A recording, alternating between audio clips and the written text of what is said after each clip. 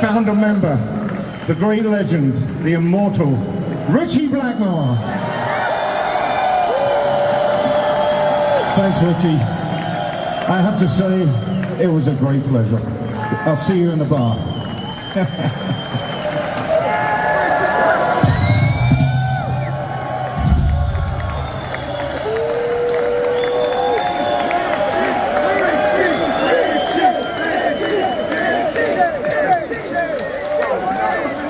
Great man, thank you very much. Last night, Deep Purple, in support of their new album Splat, were performing a gig.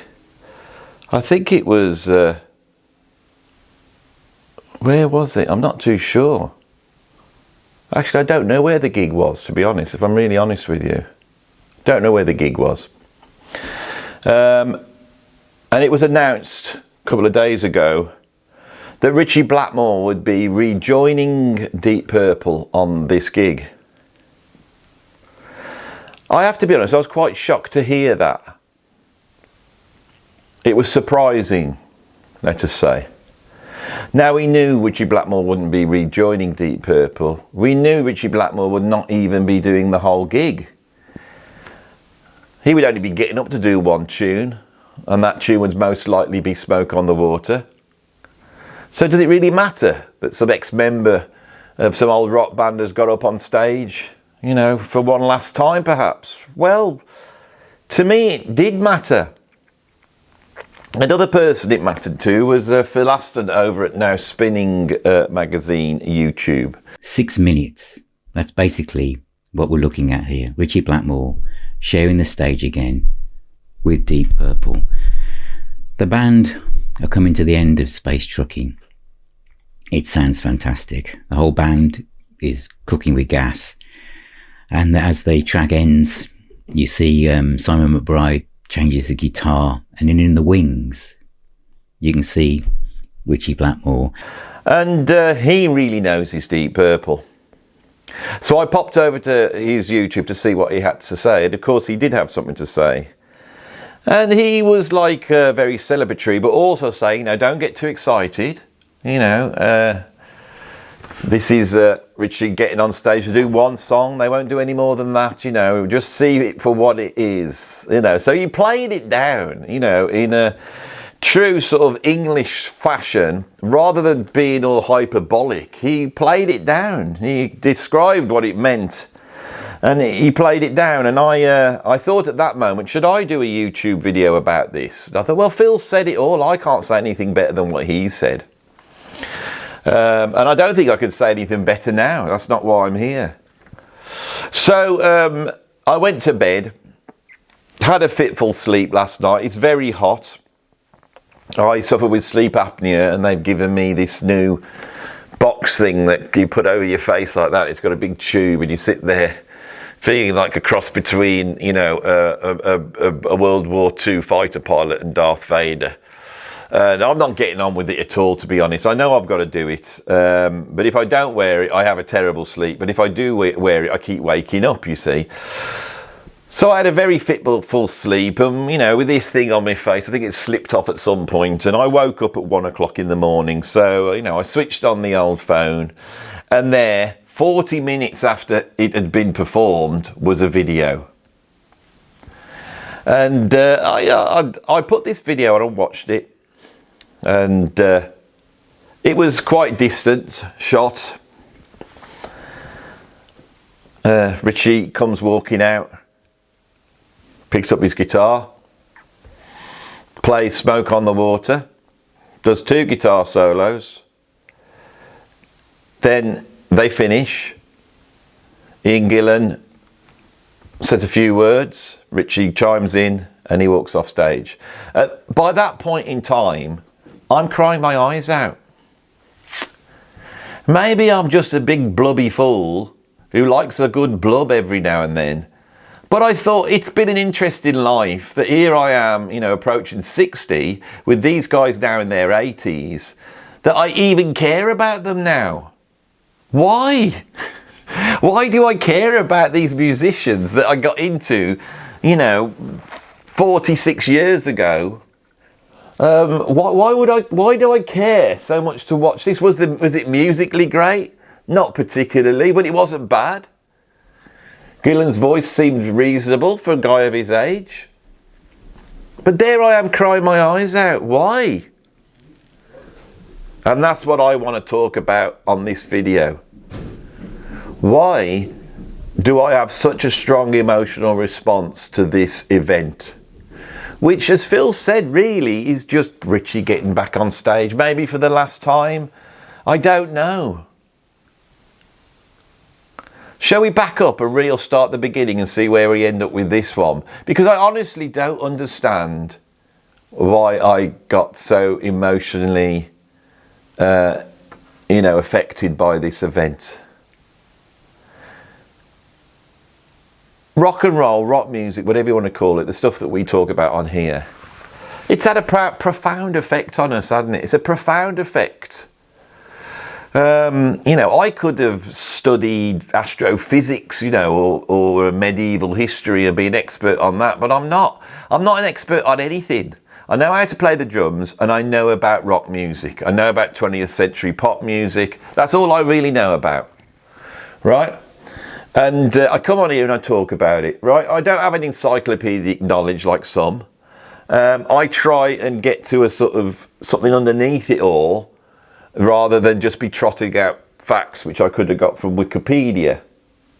So what you get is not me remembering dates and times, and I try my best to do that, but it's much more me analysing why this means so much and what it's about, and analysing Deep Purple as a band and why they're important. Because in the grand scheme of things, they're not important, are they, Deep Purple? When I was growing up and I discovered the new wave of British heavy metal, right, this seemed like an alternative world to me. Iron Maiden, Diamond Head, Angel Witch, and then I start to track it back. You got into UFO and the Scorpions, Judas Priest, and by reading various publications, rather than the seminal bands of all time being, say, the Beatles and the Rolling Stones, maybe even the Beach Boys, that's what everyone who was normal seemed to think. All my mates at school seemed to think like that. The Beatles and the Rolling Stones, they were the two seminal bands, but not in the world of heavy rock stroke heavy metal. No, it was Led Zeppelin, Black Sabbath and Deep Purple. Right? Led Zeppelin were like these princes in the kingdom of rock and roll, holding court to their minions. They were mystical and mighty. Black Sabbath were doomy and nihilist, and but they were also real, salt of the earth. Black Sabbath and Led Zeppelin sat there. But there was also Deep Purple. Now, behind each of these bands was some sort of genius, wasn't it? With on guitar in Led Zeppelin, it was Jimmy Page. On guitar in Black Sabbath, it was Tony Iommi. And on guitar in Deep Purple was Ritchie Blackmore. In 1980, when I got into this music, maybe 1981, Kerrang, which was a magazine that was really emerged out of the magazine Sounds to cover the new wave of British heavy metal, really, did a poll of the greatest guitarists of all time. And Ritchie Blackmore came out number one, higher than Hendrix, higher than Jimmy Page, higher than Tony Iommi, and also higher than the Michael Schenkers and Uli John Roths and Randy Rhoads that were... created that scene at the time. Ritchie was seen as the greatest of all. I still have a part of me that thinks that Ritchie was the greatest of them all in terms of that world of heavy rock. And when you analyse what Ritchie brought to rock music, what was different to, say, Jimmy Page and Led Zeppelin, what was different to Tony Iommi and Black Sabbath, it's a lot more ephemeral, really. But I think that what you got with Deep Purple was something that I've never really tried to put my finger on this channel. I'm going to do it now. I'm going to try and do it now. What were Deep Purple really about? What was it? What was their thing? Why are they in this holy trinity of heavy rock? Why? Well, I think 1970 is the seminal year. You get Led Zeppelin 1 comes out 69. Following year, you get, I think even in 69, you've got the first 2 albums. You've got a Whole Lot of Love, you've got Communications Breakdown. And that is a summation of a whole bunch of different bands at the end of the 1960s. It's a summation of Cream and the Jeff Beck group and various other groups. And I think Led Zeppelin actually lays something down very important in that time. Black Sabbath really only get going at the end of 69, so their first album is 69-70, and it really exists in the shadow of Led Zeppelin. I believe that you can almost track a lot of the stuff that's happened on the first album, especially Paranoid, when they've digested Led Zeppelin, and you can see where it's carbon copies. You know, Paranoid's carbon copy of Communication Breakdown, Rat Salad is a carbon copy of Moby Dick. You can start to see how they have been influenced. But their sound has been dictated by the accident that Tony Iommi had when he lost his fingers, so he's now having to play very light gauge strings, he's having to tune down, and he's having to play block chords, you know, and that gives the music a certain sound. Deep Purple aren't like this. Deep Purple have been around for a long time. Richie Blackmore is one half Jimmy Page and one half Tony Iommi, in that he'd spent the 60s as a session musician, the same as Jimmy Page. He'd work in a whole bunch of groups, the Outlaws really being a group formed around the troubled genius that was, I've forgotten his name, the producer that produced, you know, the Telstar by the Tornadoes, Joe Meek, that chap. Richie Blackmore was part of that scene. If you go and watch the Joe Meek film, the biography, you can see there's got some guy pretending to be Richie Blackmore in that. So Richie Blackmore was a seasoned session guitarist. In 1968, really before Zeppelin or Black Sabbath, Deep Purple are formed. They do a cover version which is very funky, very soul-y. It's almost like a sort of Vanilla Fudge take on the Neil Diamond tune Hush, and it becomes a big hit record. And that lineup of Deep Purple is then giving a shelf life, in which they make 3 albums that us Deep Purple fans sort of ignore. I don't totally, though. Not that I ever listened to those first 3 albums, those albums being Shades of Deep Purple, Book of Talizian, and then Deep Purple. So we've got 3 albums before they really chime in and bring in their contribution to the year of heavy rock, which is 1970, with Deep Purple in rock. I think if you were to take Led Zeppelin's first album, Black Sabbath's first album, if you would take Deep Purple in rock and Very Heavy, Very Humble by Uriah Heep, you have basically the blueprint for British heavy rock, heavy metal. What did Deep Purple bring to it? Well, what Deep Purple bring to it is speed. Not the drug, more the rate at which you play. Speed King comes in and it's really going, you know, at a fair lick, shall we say. And once you bring speed into it, once you're playing it fast and double time and you've got all that going on, that sort of hysteria, the virtuosity has to come in. And my God, I think the main thing that Deep Purple had was virtuosity, because that single Hush gave them the ability to make these 3 albums and make something that we could sort of say was British psychedelic rock with little bits of prog in there. And of course, live, I think their virtuosity became a selling point. Some of the stuff that is said around about Led Zeppelin, this incredible live band going out and improvising, and they did do it, Days of Confused and all that, but nothing compared to Deep Purple. In 1980, when I'd become aware of the Holy Trinity, Black Sabbath, Led Zeppelin and Deep Purple, I endeavoured to get albums by them. In the UK, where I live, there was a sort of a big shop that if you were VAT registered or you were like a shopkeeper or something, you'd get this card and you could go to this shop. It was called Macro. Anybody growing up in the 70s knew that if your mom could borrow someone's Macro card, they could go up to Macro and buy a whole bunch of cheap stuff. And back then they got records in there. Mom could get very cheap albums. When they were on special offer, she could buy them at a reduced price and with a reduced price with the sale. So one night my mom goes up to Macro and I said, I want a Led Zeppelin, Black Sabbath, Deep Purple. And she comes back with a Deep Purple album. It was called Deep Purple in Concert. I didn't know what it was. It had come out, there was a guy called Simon Robinson, and he, in the early 80s, had become the keeper of the Deep Purple flame. And they were basically putting out various recordings that hadn't come out before. This happens a lot now, but I think this guy was one of the first to do this. And he brought out 2 albums that I got. The first was this Deep Purple in Concert, which was a double live album.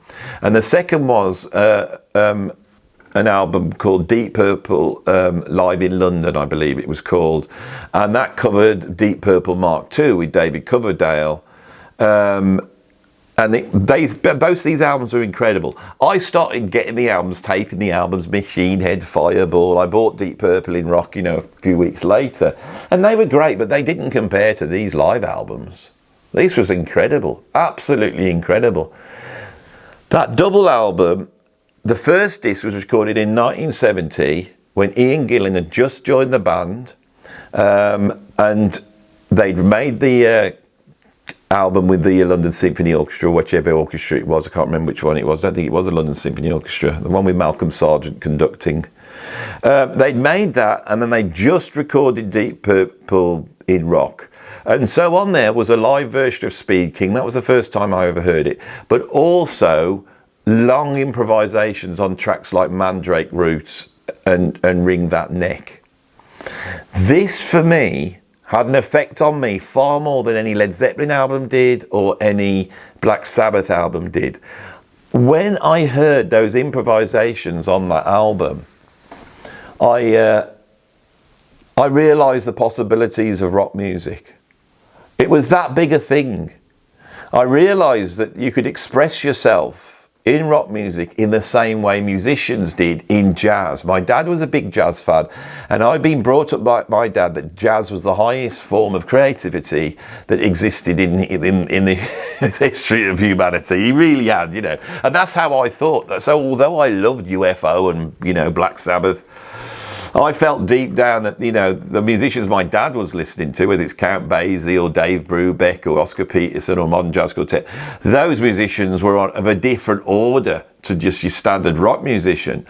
But listening to Deep Purple live in concert, this double album, I suddenly realised that might not be the case. And there was a way of expressing yourself in rock music that was that highly expressive and improvisational. I thought it was fascinating. My dad once caught me listening to this album. He came and he goes, "What the hell's this?" I said, "It's a band called Deep Purple." And he went, "This is really good." And that, my dad saying that was like, bloody hell, what's going on here? The second disc was some live recordings from the, I think, 73 tour, probably the Machine Head tour, with a long version of Space Trucking, equally exciting improvisationally, but also that second disc was heavier. They did a suite of songs on side 3, ending with a version of Lazy. And Lazy swung. It swung like Led Zeppelin didn't swing. Because I'd grown up with this, and suddenly I realised that band, the skill level was quite incredible.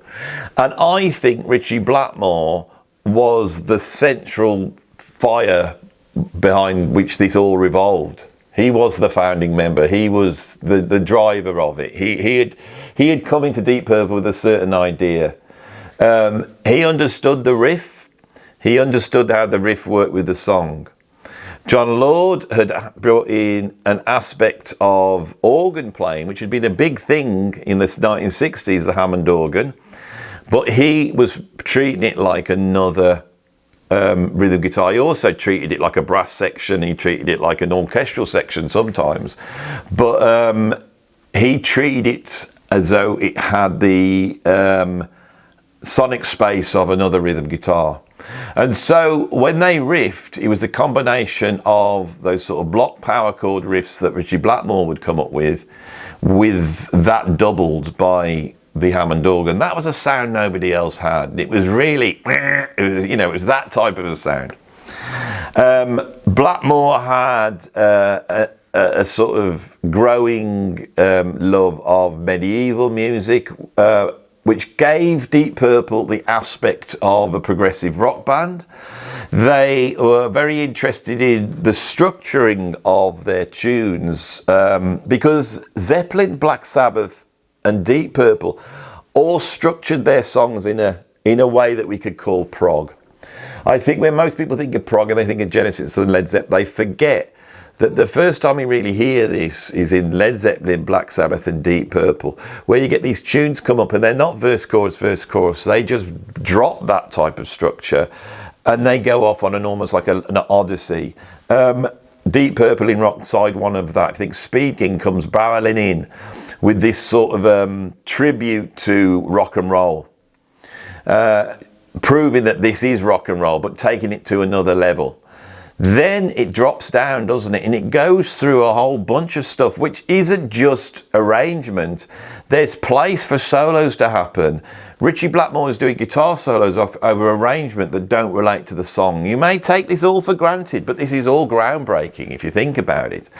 Towards the end of that, we get, on the end of that side, we get Child in Time, which was like their Stairway to Heaven, with Ian Gillan building to a vocal that was just astonishing, really, in what he was doing. Deep Purple were just more than the other bands. They were louder, they were faster, they were more virtuoso, they could jam, they didn't have bad nights like Zeppelin, they seemed to be on the whole time. The reason why there's such an industry of live albums by Deep Purple is because A, they were always on, except I suppose when Glenn Hughes and Tommy Bowling got in the band, and the drug problems started to emerge. But before then, they're always on fire. So when I listened to that second disc of the album Deep Purple in concert, I know that's from the Machine Head tour. It's the same period that produces Made in Japan, another astonishing live album.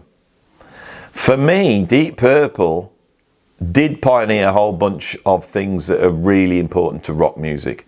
The way they riff, the way that it's not just riffing like Sunshine of Your Love with the guitar and unison with the bass. Sometimes the bass creates pedals. That's famous on Smoke on the Water. Smoke on the Water works because you've got that and what makes that riff cool is the like that sort of blue note that pops out there. That's what makes it cool. But that riff is over Roger Glover that's going boom boom boom boom boom boom boom boom boom boom boom boom boom. Those two things are contrapuntal. It's far more sophisticated than say what Sabbath are doing on, I don't know, Iron Man, where you've got the whole band in unison going, he was turned to steel in a great magnetic field. That's so unsophisticated arrangement wise. It works because it's dumb. Deep Purple were never dumb. There is an interest with Blackmore in the medieval, in the orchestral, and I think he wants to move towards that. The rest of the band being such virtuosos, you can see that they're starting to get enamoured by funk and soul and jazz rock fusion as the 70s progress. And there's a split there, which basically drives Ian Gillan out, I think. If you think of Ian Gillan, he goes off straight away. And before he forms the band Gillan at the end of the 1970s, he's playing jazz rock fusion. So those guys have a wider interest. Blackmore's interest split with the rest of the band. That's obviously apparent. Gillan goes, they bring in Coverdale and Glenn Hughes. They are also enamoured by the soul and funkiness of that type of music. And so you can see Deep Purple going towards what almost is a heavier version of Stevie Wonder. And Blackmore, I feel, then leaves Deep Purple, does Ritchie Blackmore's Rainbow, that first album, then he does Rainbow Rising. And in terms of Blackmore's vision, that album, for me, eclipses any of the Deep Purple albums. Rainbow Rising in rock terms is, for me, utter perfection.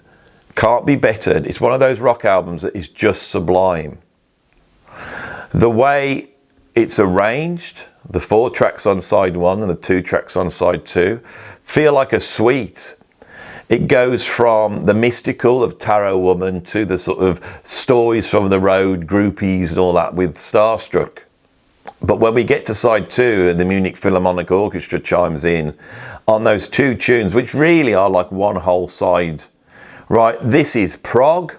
It is the beginnings of prog metal, and it's the beginnings of neoclassical metal. It's all there on Rainbow Rising. The production is incredible. Cozy Powell's playing and his drum sound is unbelievable. His drum sound is equal to Led Zeppelin John Bonham, because I do believe that Bonham has achieved his status. A lot of it is to do with the production of his drums. From that point on, you know, Ritchie Blackmore then drives Rainbow towards a more commercial sound, and by the end of the 70s he has joined forces with the likes of Foreigner and Journey to create, you know, FM rock staples, which, because it's Ritchie, I love, and that's where I came in. February 1980, he brings a single out called All Night Long, right? And I heard it on the radio, and again, before I'd even heard that Deep Purple album, in February 1980, at the beginning of that, I was listening to B.A. Robertson and Barbara Dickinson. That's what I was listening to. Then I heard Ritchie Blackmore with All Night Long. You know, I wasn't old enough to really analyse the lyrics and hear how dodgy they were, but Graham Vonnet's voice, Cozy Powell's incredible drumming, and that riff, incredible. And I thought, this sounds different to all the other music my friends at school like. This sounds different, it's cooler, and it seems secret. It almost seemed secret, and I was very lucky because that month, Looking, that was a comic for children, happened to have an article about heavy metal, this new burgeoning new wave of British heavy metal. I read Looking, I wrote down all the bands that are in it, but I wouldn't have been there if it wasn't for Ritchie Blackmore. The starting point of my journey is February 1980, right? I just started playing the drums. I'm listening to my dad's jazz albums, but the reason why I'm picking those sticks up every day and trying to learn rock beats on the family settee, sofa, for those in America, is because I've heard Ritchie Blackmore with Rainbow. I loved Rainbow. And that, for me, is where my musical journey starts. That's why it's in my mind. February, towards the end of that, Bon Scott died. Right, that year later on, John Bonham died, and I was seeing this in the newspaper. Randy Rhoads, a couple of years later. This was where I saw glimpses of what seemed like an esoteric music form that sounded different, was heavier, was more scarier, and the guys looked all really cool because they got long hair, and I love that look. Later that year, Judas Priest brought out British Steel. They went into the charts with United, and they appeared on Top of the Pops, and I saw them dressed in all that leather gear and studs, not realising it was a little bit sort of a, you know, coming from gay culture perhaps, but that was the look I wanted. I wanted leather, I wanted studs, I wanted my hair long. You know, a few months later I discovered Motorhead, and there's a certain journey that I have through 1980 that consolidates everything about me. So when I start off this video talking about what I know, what I've spent my life doing, the information I've accrued, the knowledge, the way that so much of what I became interested outside music, philosophy, sort of certain spiritual movements, all these types of weird things, you know, history, all these things were sparks in me in music. I was obsessed by it. So I would explore anything that seemed to appear on these albums, any of it. I have to say that music is the thing that made me. And I think a lot of the people who watch this channel, it's the thing that made you. Now, I didn't really realise this when I started this talk, but I have to say that for me, Ritchie Blackmore in 1980 when I was a kid, he was the best. He was the best guitarist, and he played in Deep Purple that were amazing, that did all that improvisationary excursions that, you know, bands like UFO weren't doing. Rock Bottom wasn't like it. You know, that's the closest you got. I loved Rock Bottom for the very same reason, but he went bloody Deep Purple. And Rainbow.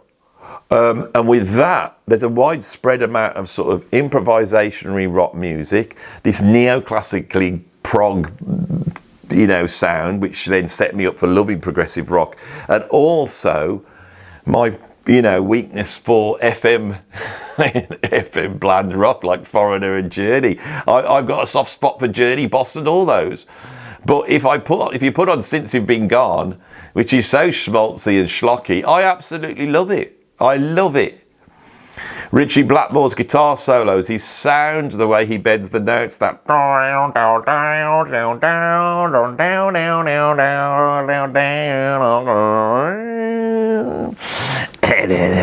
you know, all of that is just genius as far as I'm concerned. The bloke's a genius, and he's an eccentric genius. Right? He didn't seem like a friendly fellow, did he? He seemed a bit grumpy, didn't he? When you watch those live gigs, he would be there all in black with his big black pilgrim's hat on, you know, his white strap with the fret scalloped out of it. He's got his tape player in the background going round and round, you know, and there he is in a mood. Oh my God, what a performer. Tony Iommi, Jimmy Page, yeah, Jimmy Page has got the dragons down the side, he's doing the old theremin thing, but it's not like Blackmore. Blackmore had a whole bunch of moves, and they were quite balletic, weren't they? And in that, he almost looked like Marcel Marceau, didn't he? The way he would move, and everything was gestured. And with these gestures, he would blow his guitars up, set fire. In my country, the new wave of British heavy metal and that thing created a music festival called the Monsters of Rock Festival. I was too little to go to this festival. I went to it eventually in 1988 when I was 20. But this is a big deal. The Monsters of Rock Festival was a big deal, and it was televised. So I got to see one night on a little black and white TV in my bedroom, I got to see Rainbow doing Stargazer, and Ritchie Blackmore set fire to his amp, and it really looked like he'd set fire to it. It looked terrifying, what he was doing. Huge, great burst of flames. I didn't know that amplifiers can't do that. Doesn't matter what you do, they don't burst into flames. If they burst into flames like that, they ban them.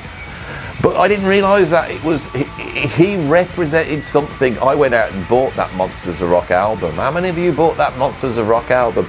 That went along Metal for Mothers, Axe Attack, you know, and that Monsters of Rock album. That was the world opening up to me.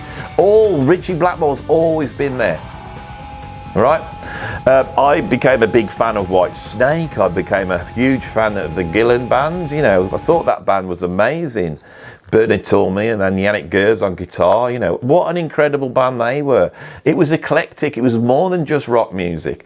There were so many bands from that period that I was following in the wake of Deep Purple and all the things that they brought about. And so I got to be honest, I was a little bit miffed when in 1985 it was mooted that Ritchie Blackmore would be reforming Deep Purple. Because the Gillan band suddenly stopped, you know, and I didn't know what was going to happen with White Snake, because I love White Snake with John Lord and Ian Pace, you know, and David Coverdale. That was like that funky R&B sound stripped down. I loved White Snake. I loved Ian Pace's drum. I can't tell how much I love this. This is really my forming music. That's the point here. Deep Purple reformed. By the time they reformed in 85, I was 17, and by 17 I'd gone through prog, and I was into my jazz phase, and I was listening to Keith Jarrett and bloody things like that, you know, by 1985. Frank Zappa, you know, and I'd moved away from the rock. Perfect Stranger came out, I bought it. It was pretty good, actually. It was a very good album.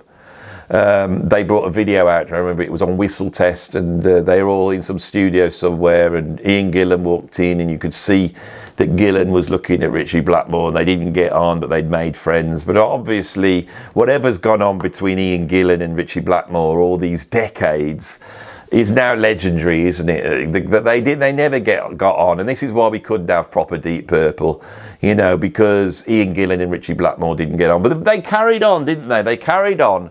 And I didn't follow them through that point. I moved on to other things, okay? Now, I have to be honest. When I started teaching music, I got into the cognitive science aspects of music education, and I started to see how important motivation was. Musicians are good because they're motivated to practice. They don't make themselves practice, right? Musicians practice because they want to. Some people are motivated to practice. Some people are motivated to form a band and try and make it. There's a motivation. And I started to explore what the actual motivation was from a cognitive science point of view, how we get motivated, and then how that builds up an energy that has to come out in playing the instrument. And then if you keep playing the instrument, you get fine motor skill enhancement. That's a feedback and it goes back in. If you are traveling at a rate and getting more skillful and being able to express yourself that needs to come out, then some skill level comes out. A skill level isn't just being able to play fast, but it's able to write songs, be able to react to other musicians. And I became very interested in this, and I realised that there's a journey that musicians go on. They hear something they love, it really switches them on. For me, it was All Night Long by Rainbow. And that takes you on a journey. Suddenly you've had an injection of motivational energy. And that will push you off, and then you start, playing and with it, and you love it, and then you start to get some skill, and then you notice the skill, so you start to then become obsessed with skill. And musicians that have skill, the whole thing channels down where you're only listening to skill. Once you become aware of skill as a musician, then you hit the problem that you realise you will never have the skill of certain musicians, and that is demotivating. The reason why people come on here and say, I don't like Alan Oldsworth, I don't like all these fast notes, I don't like, is because they find it demotivating. Why? Because they have faced the belly of the beast, perhaps, in their listening habits or their playing habits, right?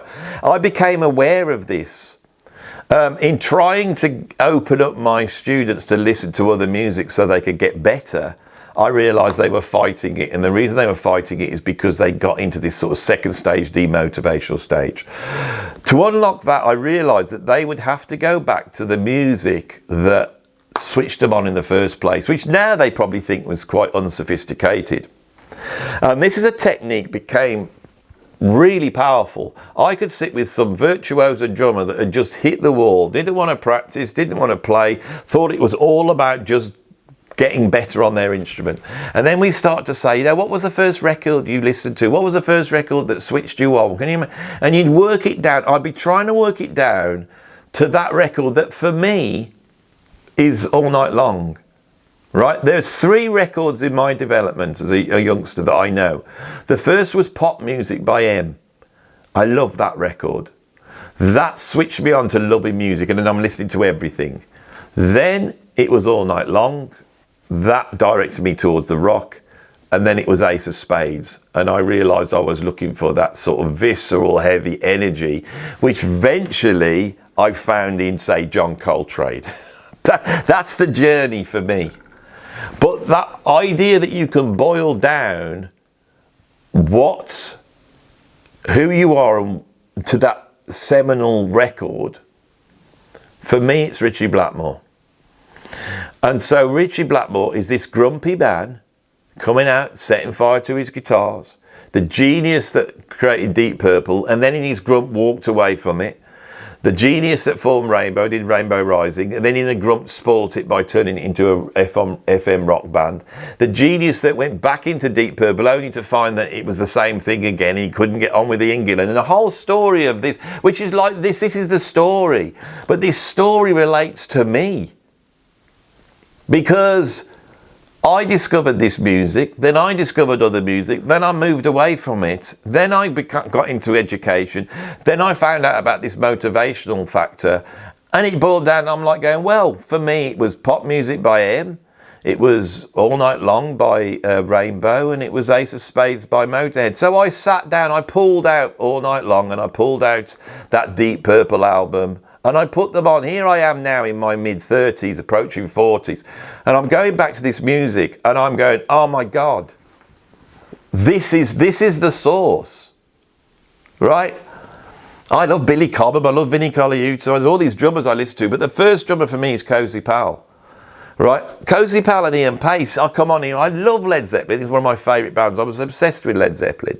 But you see, I won't sit there and say, "Oh, John Bonham was the greatest rock drummer of all time." I won't sit there and say Neil Peart's the greatest rock drummer. I won't say it because Ian Pace could well be the greatest rock drummer of all time. You know, his chops are insane. So they really have been part in their moving in and out of focus with my life. And this year, went onto eBay and I bought a box set that starts with the Concerto for Rock Band and Orchestra album and goes all the way up to Come Taste the Band. Some of these albums I knew inside out, some of these albums I hadn't got or had them on tape and hadn't listened for years.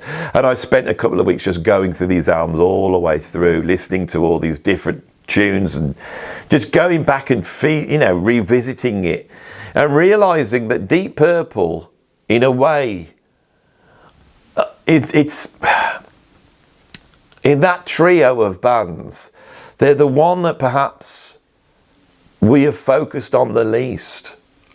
But for me, if I really sit back and look at it, it had the most influence on me. And the genius was Ritchie Blackmore. I don't think there would be Deep Purple without Ritchie Blackmore. Now, Deep Purple are still going. They've been, when they reformed in 85, they're still going now. That's 40 years since they reformed. And they've released so many albums. And I haven't listened to those albums, but when I've dipped into them and I've looked at other people, they seem to have maintained the quality. John Lord sadly died. That was a terrible thing when he went. They brought in Don Airey. I mean, you couldn't have a greater replacement. What a guy. Part of the history and a virtuoso keyboardist. He's like a jazz fusion keyboardist, Don Airey. So it's one hell of a band. They had Steve Morse on guitar. What a guitarist. They got this new guy who's, I feel, is a bit workmanlike, but he's doing the job.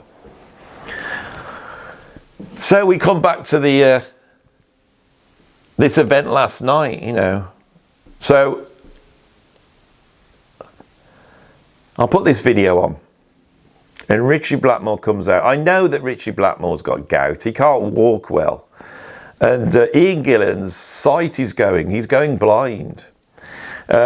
Roger Glover and Ian Pace seem in pretty good health. But those two, the two guys that were always at each other's throats, it's in a way they've been humbled in a way by getting old. And these guys are the oldest. They're both born in 1945, making them 81, 82. 81, in fact, if you do the maths. They're in their 80s. Their health is going. So, Ritchie Blackmore reaches out to Ian Gillan. He says this on the concert. Let's get together one more time. What that shows for me is, despite the fact that they were at each other's throat, despite the fact that they couldn't work together, even though Gillan and Blackmore coming together was the magic. It didn't happen until that. I mean, it's Roger Glover as well. But I'm really thinking when Gillan joins that band, it changes. Gillan is part of the vision that Ritchie Blackmore's got. He's gone out and found Ian Gillan. He's looking for the equivalent of Robert Plant. Maybe I've got to get a really good looking bloke with long dark hair instead with a high squeaky voice. So that's what he finds with Ian Gillan. But Ian Gillan brings something to the table, doesn't he? He really does. So, as much as they've been at each other's throat, you would like to feel that there is underneath it all some respect and, dare I say, love. Because for me, music at its best is the embodiment of love in the world, in sound. They play Smoke on the Water. It's a seminal tune. We've all grown up with it. Blackmore takes a couple of solos. He plays a couple of quite fast runs, but he's not playing fast at all. People have said, we can't play fast. I believe he can play fast. But I believe that he has moved on as a player. That signature Blackmore sound was there. And he plays some really interesting notes, and he's moving. If you want to know harmonically, there's a lot of improvisation within the minor, right? So there's a lot of flat six in there, and he's working through minor 5/1 progressions in his sound. You can feel that in the sound, and he hits some notes which I thought, well, people are going to think these are bum notes, or is this where Blackmore's at? Because he resolves those notes. It's really interesting what you say. I always enjoy a player that has accrued so much knowledge in their lifetime, and then their chops go, and all you could hear then is the knowledge. His playing is still, in those little solos we heard, was exploratory. And for me, that was probably the most exciting bit of that performance. He stood there, he's got these great big white trainers on, which I imagine a few sizes too big to accommodate his gout. So he's all dressed in black, he's got his wig on, of course, you know, he's sat there, he's got the signature white strap, but there's none of the leaping about, obviously. And then you've got these huge white trainers beaming out, and he stood there looking like some sort of weird elf. Gillen's, you know, striding around the stage in a worrying fashion. I'm thinking, you know, watch the edge, Gillen, I don't want you falling off. When they start singing it, Ian goes over to Ritchie and he puts his arm on his shoulder, and he puts his arm there. And it might not be there, but for me, I thought that's a gesture. That's a gesture that they both know that they need each other. They needed each other for their lives to go as well as they did, and they both led charmed lives, haven't they? I mean, Ritchie Blackmore eventually knocked the rock on the head, formed Blackmore's Night, got married to Candice, who has done a great job recently of keeping everybody in touch with Ritchie, and she's younger and she's able to do all the sort of social networking stuff, and she was the one who announced this, and she was the one who photographed them all sat around the bar chatting at the end. Once it was over, Ian Gillan comes forward and he pays tribute to Ritchie and says, without this guy, none of this would be here. And the admission of that by Ian Gillan, for me, was the last piece in that circle. The last piece in that circle of rock music. Rock music begins in 1965. A lot of the really important bands are formed in the wake of that. Deep Purple, 1968. There's been a journey. That's not my phone, is it? No. There's been a journey. And it's coming to an end. It's coming to an end. My close friends that from that period, guys that I sit down and they go, oh yeah, we played with Deep Purple back in 1969 at the so-and-so club, and they'll tell me these stories. I know these guys. They're suffering, they're ill. And, you know, I'm going to see them and they've got walking sticks, and it's upsetting me. It's upsetting me to see that generation. I tell you what it reminds me of. I've been sat at home watching Band of Brothers and the Pacific. Now, when they made Band of Brothers, it started up with all these interviews of these guys that had fought, you know, in D-Day and the invasion of Europe. But by 2010 or whenever it is, when the Pacific's made, they're all dead. That generation, we've watched them, and there's the few that are left now are like 100 years old. A few more years and they'll all have gone. And now the people in their 80s are the people that created this music we love. It's like the opposite of those who fought for freedom in the Second World War. This group of people showed us a way of expressing yourself that would move us so much that it would open the doors for so many of our lives and the direction of our lives. And these guys are now, they're at the end, right? And so when you get two 80-year-old blokes who've been on that journey intertwined around each other for all these decades, and at the end of it, Ritchie says, Ian, you know, shall we get together and play for one last time? It's exactly like Ozzy at the end. We've got to redraw the circle. We've got to finish the circle, everybody. I've got to get Bill in. I need Geezer, I need Tony, and that's what happened last year. We saw it last year, then Ozzy was gone. And Black Sabbath's gone. It's gone. That's it. We saw that. For Led Zeppelin, it happened in 1980, and those guys knew it then in 1980. Led Zeppelin's gone. There's no point in saying any of it. Rush are out on tour now with Anika. We all love it because we can celebrate those songs and they sound amazing. But the one thing no one said, right, and this is the other side of that, is this Rush? Is it really Rush? We all want it to be Rush. I want it to be Rush. But is it really Rush? Right? These bands, are they really the obvious band that they are? Led Zeppelin's John Bonham, Jimmy Page, John Paul Jones, Robert Plant. Black Sabbath is Tony Iommi, Geezer Butley, Bill Wood, and Ozzy Osbourne. Ronnie James Dio can come in and make an incredible album. It's not a Black Sabbath album. Never was. All the incarnations after, they weren't. And Deep Purple, even the Coverdale is not Deep Purple. Deep Purple has got Ian Gillan and Roger Glover and John Lord and Ian Pace and Richie Blackmore in it. Now, when they were playing live, I sat there and went, well, so who have we got? We've got Roger Glover, haven't we? We've got Ian Pace, we've got Ian Gillan. The only person that's missing is John Lord, right? But we're nearly there. There's just John Lord's not there.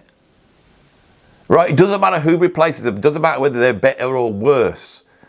This thing we went through, there is something special about a band.